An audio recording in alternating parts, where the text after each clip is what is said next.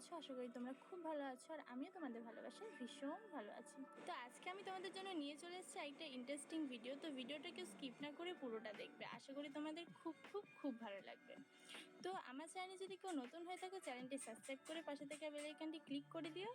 আর এই ভিডিওটা যদি ভালো লাগে অবশ্যই লাইক কমেন্ট করতে ভুলো না। আর আমাকে এই লাল শাড়িতে কেমন লাগছে অবশ্যই জানিও। তো চলো বেশি বকবক না করে সরাসরি ভিডিওতে যাওয়া যাক।